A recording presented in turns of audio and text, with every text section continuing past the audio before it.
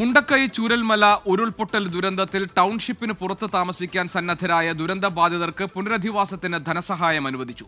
107 കുടുംബങ്ങൾക്ക് 15 ലക്ഷം രൂപ വീതം അനുവദിച്ച് സർക്കാർ ഉത്തരവായി. സുർജിത് അയ്യപ്പത്തുണ്ട് വിവരങ്ങളുമായി. സുർജിത്ത്, ഉരുൾപൊട്ടൽ ദുരന്തത്തിൽ മുണ്ടക്കൈ ചൂരൽമല ദുരന്തത്തിൽപ്പെട്ടവർക്ക് ടൗൺഷിപ്പിന് പുറത്ത് താമസിക്കാനും അതിനുള്ള ദുരന്ത ബാധിതർക്കുള്ള പുനരധിവാസ സഹായം അനുവദിച്ചു എന്ന വാർത്ത സത്യത്തിൽ അതൊരു ആശ്വാസകരമായ വാർത്തയല്ലേ? എങ്ങനെയാണ് ഈ വാർത്തയുടെ മറ്റു വിശദാംശങ്ങൾ എന്തൊക്കെയാണ്? എത്ര രൂപയാണ് നൽകാൻ സർക്കാർ തീരുമാനിച്ചിരിക്കുന്നത്?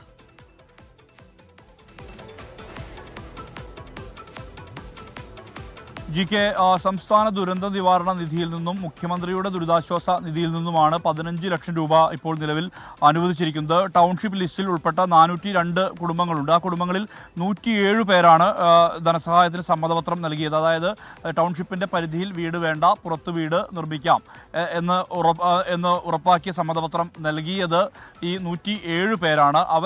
അവർക്കുള്ള ധനസഹായമാണ് ഇപ്പോൾ അനുവദിച്ചിരിക്കുന്നത്. 16.5 കോടി രൂപയാണ് ഇപ്പോൾ ഇത്തരത്തിൽ അനുവദിച്ചിരിക്കുന്നത്. ടൗൺഷിപ്പിന് പുറത്ത് ഇവർക്ക് മറ്റ് സന്നദ്ധ സംഘടനകളോ മറ്റു സഹായങ്ങൾ ലഭ്യമാകുമെന്നുള്ളതാണ് സൂചന. ഇതിൻ്റെ അടിസ്ഥാനത്തിലാണ് ഇങ്ങനെ ആ തുക വാങ്ങാൻ വേണ്ടി തീരുമാനിച്ചിട്ടുള്ളത്.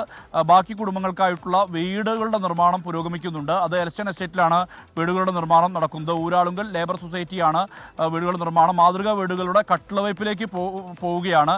മാത്രമല്ല ഈ എലക്ഷൻ എസ്റ്റേറ്റിൽ മറ്റ് നിർമ്മാണ പ്രവൃത്തികൾ എല്ലാം തന്നെ ആരംഭിച്ചു കഴിഞ്ഞിട്ടുണ്ട്. അവർക്കെല്ലാം തന്നെ ബാക്കിയുള്ള ഈ 107 കുടുംബത്തിന് പുറത്തുള്ള മറ്റു കുടുംബങ്ങളെ കൂടി പരിഗണിക്കണം. അവർക്ക് ഈ ടൗൺഷിപ്പിൻ്റെ അകത്താണ് വീട് നിർമ്മിക്കുക. മാത്രമല്ല ഈ പടവട്ടിക്കുന്ന്, അതോടൊപ്പം തന്നെ റാട്ടപ്പാടി ഉൾപ്പെടെയുള്ള നിരവധി പ്രദേശങ്ങളുണ്ട്. അവരും ഇത്തരത്തിൽ ചൂരൽമല പുഴയുടെ കുത്തൊഴുക്ക് മൂലം ഈ പടവട്ടിക്കുന്ന് പ്രദേശത്തേക്കൊക്കെ യാത്ര ചെയ്യാൻ വലിയ ബുദ്ധിമുട്ട് നേരിടുന്നുണ്ട്. കാരണം ആ റോഡ് പൂർണ്ണമായും വെള്ളത്തിൽ മുങ്ങുന്ന ഒരവസ്ഥയാണ് ഉണ്ടായിട്ടുള്ളത്. അവരെ കൂടി ഈ ലിസ്റ്റിൽ ഉൾപ്പെടുത്തണമെന്നുള്ള ആവശ്യം ഉന്നയിക്കുന്നുണ്ട്. 40ഓളം കുടുംബങ്ങളുടെ പേരുകൾ ഈ ലിസ്റ്റിൽ ഉൾപ്പെടുത്തിക്കൊണ്ട്, അതായത് പുതിയ ലിസ്റ്റിൽ 407 പുറമെ കൂടുതലായി ചേർത്തുകൊണ്ടുള്ള ഒരു നിർദ്ദേശം ജില്ലാ ഭരണകൂടം ദുരന്ത നിവാരണ അതോറിറ്റിക്ക് ഒപ്പം തന്നെ സംസ്ഥാന സർക്കാരും സമർപ്പിച്ചിട്ടുണ്ട്. അവരുടെ ഭാഗത്ത് നിന്ന് ഈ ലിസ്റ്റിൽ ഇവരെ കൂടി ഉൾപ്പെടുത്തണമെന്നുള്ള ആവശ്യമാണ് ഉന്നയിച്ചിട്ടുള്ളത്.